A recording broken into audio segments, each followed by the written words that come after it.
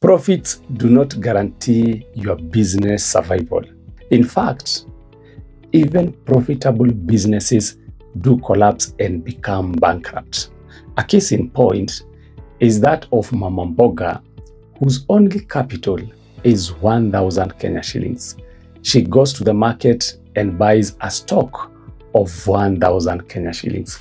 Then later on sells to a hotel customer on credit terms for 7 days. At how much? At 3,000 Kenya shillings. So on paper, this Mama Mboga has made a profit of 2,000 Kenya shillings. However, since this is the money she will receive only after 7 days, she struggles to continue restocking her shop. So the following day, she's not able to restock because she has no money. The day after, what happens to her loyal customers? They disappear. They come, they find Mama Mboga is not there, the shop is empty, and they go to the next shop. So that is a very good case where a profitable, promising business dies because of cash flow challenges, because of improper cash management and working capital inefficiencies and ineffectiveness.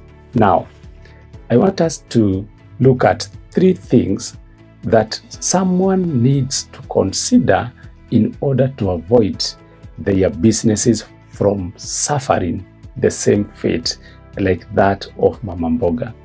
Number 1 is suppliers, number 2, customers, and number 3, inventories. So a supplier is a person from whom you get the product and merchandise that you sell in your shop. For the case of Mama Mboga, it is the market. But I want us to look at the supply chain, where we have the manufacturer, we have the distributor, the wholesaler, retailer, and end user. And we assume for your case, you are a wholesaler. A wholesaler buys their stock from the distributor. And the way the structure for business to business model is that most of the transactions are done on credit terms.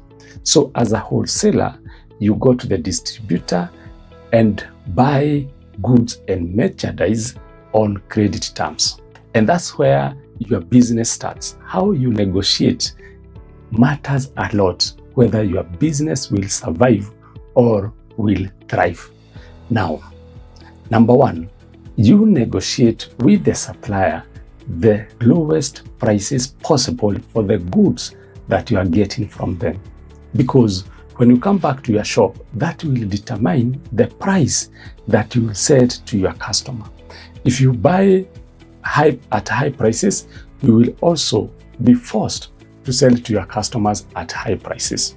If you buy at low prices, then you will have an edge even towards your competitors. But most importantly, factor number 2, when it comes to dealing with suppliers, is to bargain for a long payment period.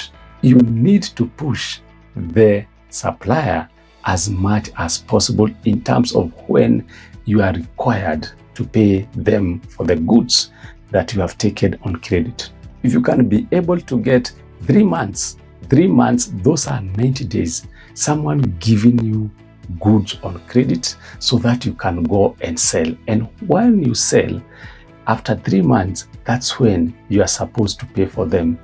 And by the way, people say that for business, you need to always have capital. It is not always the case. Sometimes you can be given goods on credit by a distributor, you go sell, and after you sell, that's when you go and pay them. So assuming you have managed to push for 90 days, that gives you some leeway, some breathing space. Now, you have managed to buy goods at low prices, and number 2, to bargain for long payment periods. Now, when you come to your shop, you meet, number 2, a person called a customer. And this customer for you as a wholesaler is a retailer. It's another business. This person tells you that